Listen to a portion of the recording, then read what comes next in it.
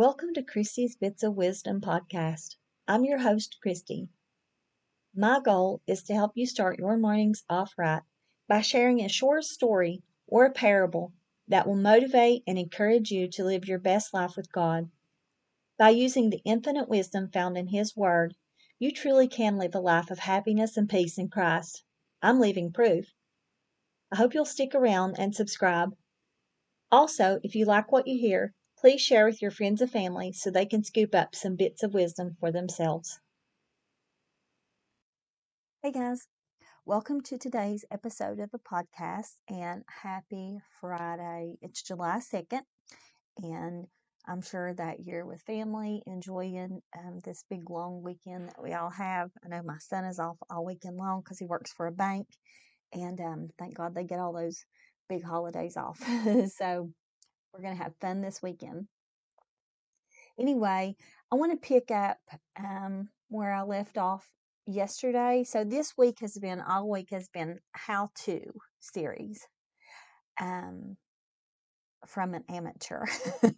Like I have mentioned, and I do want to say it one more time today. You're probably sick of hearing it, but I just want everybody to know that I am not an expert in anything that I'm talking about. This is just my opinions only. I have, like Monday and Tuesday's episode was how to write a book, and I just gave tips and tricks that I used. Like I said, I've written over 20 books, and I just gave tips and tricks that I used of how to get started and how to get you through the process, because it can be grueling at times to finish a book. And then on Wednesday and yesterday and today, I've covered how to market your book. And like I said, I don't have a background in journalism nor in marketing. I'm not a publicist, and I'm not an agent. But I'm just telling you what I've done, what works for me. And that's all I can do is just tell you what works for me, what has worked for me. And so take it with a grain of salt, and don't take it to be, like the be all end all of how to do things. Just know that this is one amateur's way of doing things and what's worked for her. So, um, so yesterday, I was talking about putting yourself out there and emailing your local news, emailing talk shows, just letting people know who you are, what you've got, what you've done, um, and taking that chance. And like I said yesterday, it doesn't cost any money at all. It doesn't cost anything to send an email. You don't even have to buy a stamp like you used to have to do. And they may not email you back, and that's okay. They may email back and say we're not interested, and that's okay. And they might email back and say, hey, when can you come on the show? And that would be fantastic, right? But anyway, whatever they say or don't say, you have to be prepared. You can't let it get to you. You can't let rejection get to you. You just can't let it ruin your day or cause you to be sad, because what you're doing because you believe in yourself. And no matter who else doesn't believe in you, just keep believing in yourself. Just keep believing, I can do this. I can do this. If everybody else in the whole world says you can't, as long as you believe that you can, then you can. And you know what? God believes you can too. Because the Bible says that the things that look um, impossible with man are possible with God. So, yeah. But anyway, so today I want to start by saying that another way that you can market your books is with ads. Facebook ads. You guys, listen. I have taken advantage of Facebook ads, and I know what they can do, but they absolutely drive me crazy. When somebody else's ad shows up right in the middle of my news feed as I'm trying to scroll on my phone, I'm like, oh, especially. So what Facebook does, they're somehow they detect or they track your information, or they track what you normally look at. Now, I'm bad to watch those lives where women will have those clothing boutiques, and so I watch them, And so then Facebook picks up on that, and that seems like that's all I get is ads for boutiques. And so I'm like, oh geez, another boutique. And it used to be that Lange hair product stuff. I used to get those all the time, but I haven't watched one of those in, gosh, probably a year, because I didn't have any hair. I didn't really need to watch them. But anyway, so Facebook ads might not seem like a good idea, but I'm telling you, they really do work. They really work. The first time I tried it, and the way it works, you can set what you want to spend daily. I mean, you can spend as little as, like, I think it was like $1 a day or something like that, all the way up to whatever. If you want to go up to, I don't know, $500 a day, you probably could. I don't know what the limit would be, but I think I spent like $1 a day. And this was back in 2017 when I released my book, Breaking Free. I took a chance, and I was like, just let me see what this will do. And I ran my ad for a couple of weeks on Facebook, and it ended up getting me 60 some dollars in sales. And I had asked my friends, I was like, if you guys see my ad, let me know. And several people on my friends list saw it. You can set, you can set your region, your target audience. I think you can even set like an age group. It allows you to set who you want to like who you want to mainly see, like your target audience and stuff. And it does require a lot of time and a lot of effort, but I feel like it was worth it. I feel like that the Facebook ads are worth it. I really do. Not everybody might not agree with me, but I felt like they were. Another thing that really helped me, and this is something that I do often, is running a discounted price or a free promotion on Amazon. Now, I haven't tried it on Draft to Digital. I haven't tried it on there. That's where my books are, like with the Apple and Barnes and Noble, all that. But I've done this many, many times on Amazon since 2015. So what you do, you go into your dashboard and stuff, and it'll walk you through. You go into like reports, and over in the corner, you just click on promotion, and they'll give you a choice of whether you want to mark the price down. Like right now, my book Cancer, God and Me, the Kindle version is $4.99. Now, I don't think that can be marked down to 99 cents. I think the lowest that I could run that would probably be like $1.99 or $2.99 maybe. But it'll tell you, or you can offer it for free. And honey, I have done that with my books. Now, I wouldn't do that right now with my cancer book, because my cancer book is still selling really well. It's just been out 2 months, actually. April, say May, June, yeah, for 2 months, and it's still doing really well. So I'm not going to offer it for free now. Probably maybe I don't know, maybe around Christmas time, if it lets up on sales, or maybe this time next year, I'll offer it for free like a week. And like I said the other day, heavily advertise that, because what happens is um, you will you are going to lose money on those. So if I offer, my Kindle version that's normally $4.99, if I offer it for free for a week, that's $5 per sale I'm going to lose. But here's what happens. The more that you get your book out there to people who probably wouldn't have bought it at the regular price, then the more your book's going to be out there, then they're going to tell somebody, and then that could lead to more reviews on Amazon.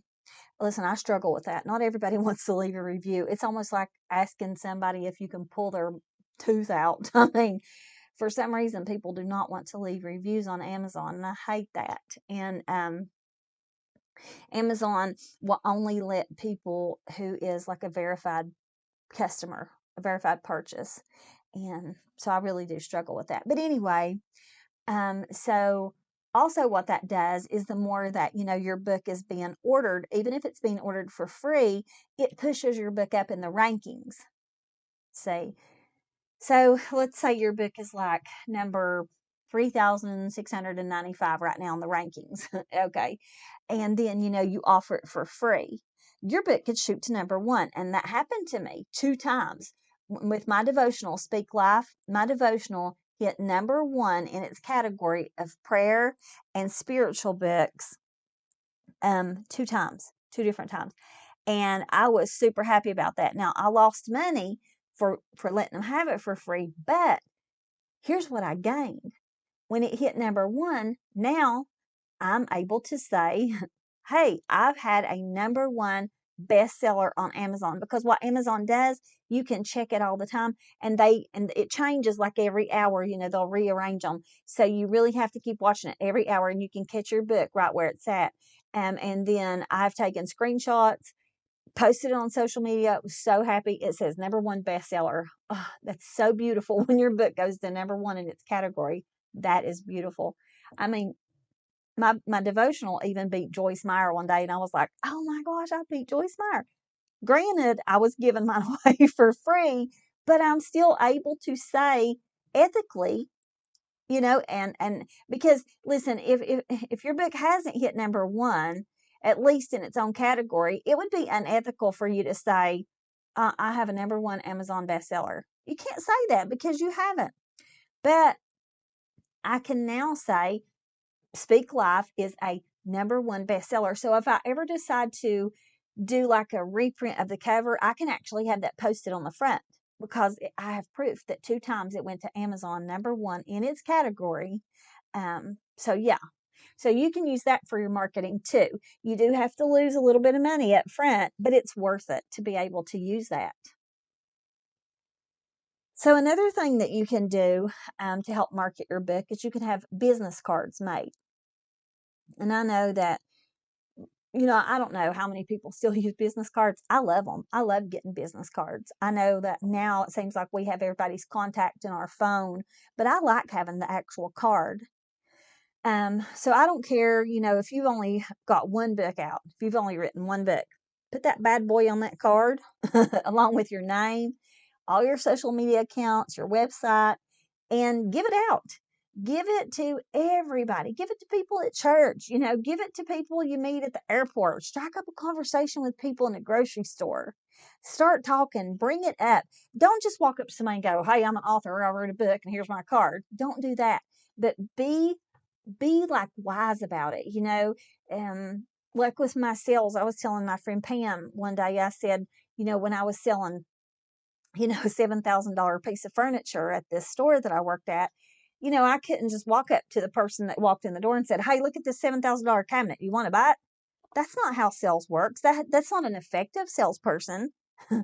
So what I would do, the first thing I would do, I would greet them, be really nice to them. I would never approach them, ever approach them, because as soon as you walk in a store, put yourself in that position. As soon as you walk in a store, the last thing you want is to see somebody coming in your direction, because what you're going to get is, I'm just here to look. I'm just looking. Okay, you know what? Turn around, say hello, and go back to your business. Make them want you. I mean, go back to your business, do whatever you're doing. Give them time to look. Now, what I also found, if they had children, I always made friends with the kids. I would always start talking to the kids. I'd be like, oh my gosh, your baby is beautiful. Even if it wasn't, I always, like made friends with the kids. And if you're good to somebody's kids, then chances are they're going to buy something from you. And I know this sounds awful, but listen, I'm just telling you how to market stuff and how to sell. And so while you're talking to the kids, you can like mosey in their direction and they won't even notice. So you don't just bombard people as soon as they walk in. You just get kind of mosey over in their direction. You start talking to them, and then you bring attention to that product that you want to sell. Same way with your books or whatever you have, that you're trying to sell, your product, your book, or whatever. Don't just walk up to somebody and say, hey, look at this book. I wrote it. You want to buy it? No, I don't. Get away from me, you crazy person. So you don't do that, you just strike up a conversation. Ask somebody, what do you do for a living? Especially if you're in a doctor's waiting room, if you're somewhere where you're going to spend a little bit of time with somebody, strike up a conversation and say, what do you do for a living? Where do you work? And then when they ask you, say, actually, I'm an author and I just finished a book. Here's my business card, or, keep a book on you. That's what I do. I keep a book in my purse or in my bag or whatever, my backpack or whatever. You can always pull it out. And if you have to, you can actually give it to somebody in an airport. Any way that you can get it out there. Now, yeah, you're going to have to take a loss on that. But those books, like I said before, they don't cost you very much when you have to order your author copies. So it's not like, you're losing a whole lot of money when you give those away. A couple of dollars at best, maybe $3 at best. And it's worth it. Another way that you can market your products in your book is with t-shirts and magnets. Now, this does run into some money. But if you can invest in a couple of t-shirts that you can wear, your kid can wear, or your friend can wear, I suggest doing that. I've done that before. Put your book cover on the back and the name, and then underneath it, put your author's website, or put the Amazon link to it. And when people are standing behind you in the grocery store, I guarantee you they're going to look at the back of your shirt. When they're standing behind you in the bus line waiting for the bus or the subway or whatever, they're going to look at the back of your shirt. That's another way to advertise. And it might cost you like $10 or something. And then magnets, you can always get those and give them out. Now those are really expensive. I've checked on Vistaprint before. Those are expensive, so I don't really do those. But anyhow, I even had a license plate made for the front of my car back in 2016 when my book Ultimate Betrayal came out. And I lived in my little small hometown, and believe me, it was like a mirrored license plate. And when people saw me coming, it said Ultimate Betrayal. And what do you think they thought of? My book. So it keeps it in everybody's mind, So the thing about it is you have to create that buzz. You have to get people interested, and then you have to keep it in their mind. And books they don't have, okay, I don't want to say books don't have a big shelf life, but books, like when a book comes out, there's a very small time frame where that book is going to be popular. And then it just seems like it wanes, and it just kind of, it just seems like it wanes. The newness wears off. I don't know. That's just my experience with it. But anyway, last but not least is word of mouth. Tell your neighbors, tell your friends, tell your family, your coworkers, the people at the post office, your local market. Just tell anybody who's standing still long enough and that will listen to you.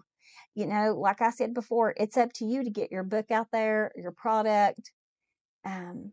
Just bring it up. When I go to the post office now, those ladies, because I told them, what I did was, I was kind of sneaky, but I was sending out some care packages, and I had to send out one of my books. Well, I could have put it in the little bubble wrapper over at the table. I could have put the address on it and sealed it up, but I didn't. I took the book and the bubble wrapper up to the counter, and I laid the book down so she could see it. And she was like, "Oh, what kind of book is that?" I kid you not. She brought it up. And I was like, "Oh, this is my latest book." And she was like, "Really? Where can I get one?" I was like, "Well, I can bring you one, or you can order it." She ended up getting a book from me. So see, you have to be really wise. I don't want to say the word sneaky because that sounds underhanded, but you have to be wise in how you do things. You have to let people see what you have, because if they don't see it, they can't buy it. They're not going to know that they can, they're not going to know you have something if you don't advertise it. And don't be shy. Don't be embarrassed. Honey, I put it out there. I'm like, "Hey, look what I got. I got this new book." um, I don't do that to boast, but I do that to, try to get my book out there, because like I said, I can't afford a publicist to do it for me. But anyway, I have spent, I'll end with this. I have spent the majority of my life selling for other people and pushing their inventory. And I've worked really hard to do that. And I worked just as hard to do it when I when I didn't make commission as I did when I made commission. And now I want to spend my time selling my own inventory and pushing my own stuff. And there's nothing wrong with that. So, as bold as I was when I was working for somebody else, I want to be that bold while I work for myself. So anyway, that's it.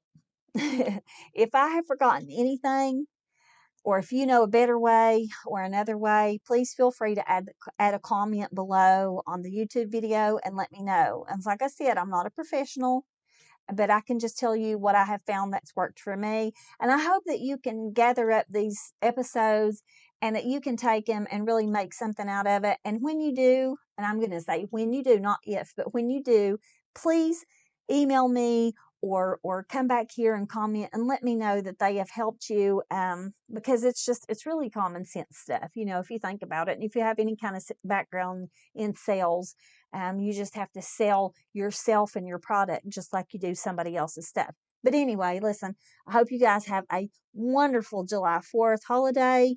I will have a podcast up on Monday, even though it's the 5th, and everybody's off that day. Everybody takes that day off for holiday. I'll still have my podcast up. But have a great, safe weekend, and I will catch you guys next week.